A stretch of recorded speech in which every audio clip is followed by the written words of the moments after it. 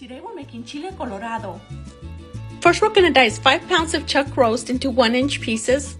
Generously season with salt and pepper. Mix it in, cover, and refrigerate for 15 minutes. In a separate pan, heat up a small amount of vegetable oil. Add 10 to 12 chile guajillos, 2 chile anchos, 5 chiles de árbol, half an onion, and 3 to 4 garlic cloves. Saute for 1 to 2 minutes. Add 2 cups of water and cover for 15 minutes. In a separate pan, heat up 2 tablespoons of manteca.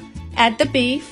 Cook over medium-high heat for about 30 to 40 minutes. Once most of the water has simmered down, add half a minced onion, mix it in, and cook for an additional 5 to 7 minutes. For the sauce, add the peppers, onion, and garlic to the blender along with all your seasonings and 2 to 3 cups of water.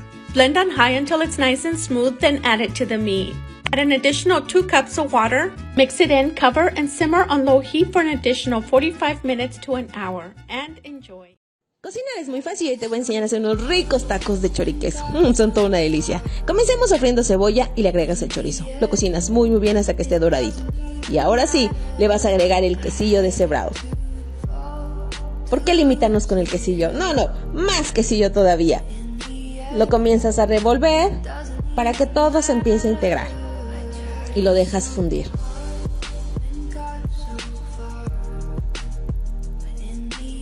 Esa es la consistencia que te tiene que quedar. Y ahora sí, hacer los taquitos con unas tortillas muy sabrosas, guacamole, salsita de molcajete. Disfruta con tu familia.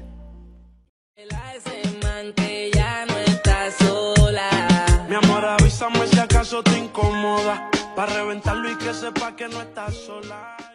2 to 4 russet potatoes based off the size of your family. Slice them up, make some steak fries out of them. You're gonna put them in a bowl, add some olive oil, salt, pepper, about 2 teaspoons. I added some paprika, which is probably like 2 tablespoons, and a teaspoon of garlic powder and onion powder. Toss them up. Now you're gonna lay them on some parchment paper, nice and flat. Put them in the oven, 450 for about 20 minutes. You can turn them. In the meantime, I made some pico de gallo. And I also made some guac. Just use the pico de gallo to make the guac nice and easy and quick. Boom. Now take them out of the oven. You're going to put them in your pan. There was that meat from that marinade on the previous video. Grate some cheese. Let that set for 10 minutes. Put some cheese on top. Put it back in the oven on the broiler for about 5 minutes. Add some guac. Add some sour cream. And you're in heaven. This is how I used to eat chilaquiles as a kid. Break the bread. Scoop the bread. Beans. Chilaquiles. Runny egg. Runny egg. Crumble the bacon. You're done. I know I'm gonna offend some people when I say this, but I don't give a fuck. If you got a peanut allergy, bitch, talk less. Like, imagine a bitch with a peanut allergy trying to argue with you, and in mid-sentence, you just blow some dust off a peanut shell in that whole mouth. Like, bitch, I could really murk you with a sandwich. Do this with your besties.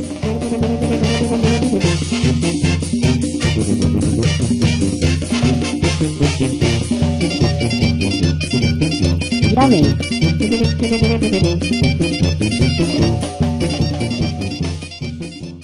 Growing up in a Mexican household, we've all had fideo. But have you tried fideo loco? I start by browning some ground beef with onion, garlic, and spices. When it's cooked, I add in a can of tomato sauce and a couple cans of water. I like to add bay leaf and cilantro for some extra seasoning and then some chopped potatoes. While those are cooking, you can fry up a pack of your fideo noodles for about 2 minutes until toasty. Once your potatoes are nearly soft, add in your noodles and wait another 10 minutes. I plated mine with some beans and a serrano, but you can add other veggies.